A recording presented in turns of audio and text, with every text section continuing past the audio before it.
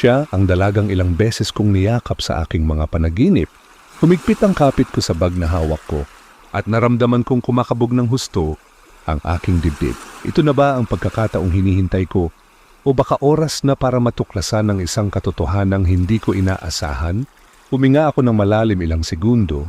Akong nakatitig lang sa kanya mula sa di kalayuan, pinipigilan ang panginginig ng aking mga tuhod. Ito na hindi na panaginip ito. Dahan-dahan akong lumapit. Bawat hakbang ay parang mabigat, para bang bawat isa ay magdedesisyon kung totoo nga ba ang lahat ng nangyari sa akin nitong mga nakaraang gabi.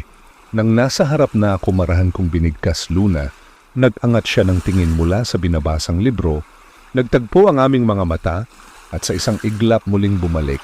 Ang pakiramdam na matagal ko nang kilala ang dalagang ito ngayon nagulat. Siya kita ko ang gulat na dumaan sa kanyang mukha, ngunit hindi yun tumagal sa halip ngumiti siya, isang ngiti na pareho ng sa panaginip. Alam ko na darating ka mahinang, sabi niya. Nanindig ang balahibo ko. Paano mo nalaman ang pangalan ko? Halos hindi ko mapigil ang itanong, ngunit ngumiti siyang muli. Marahan niyang isinara ang hawak na libro dahil matagal na kitang nakikilala, kahit sa panaginip lang natulala ako lahat ng tanong. Kung biglang bumigat, ibig bang sabihin, pareho kaming nananaginip, pareho naming nararanasan ang isa't isa.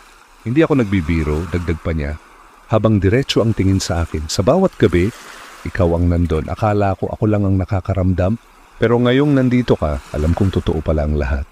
Tapos hindi ko na napigilan, umupo ako sa tabi niya, halos wala sa sarili.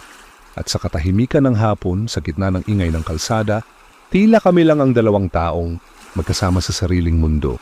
Ngunit sa likod ng kanyang mga mata, may nakita akong hindi ko mabasa.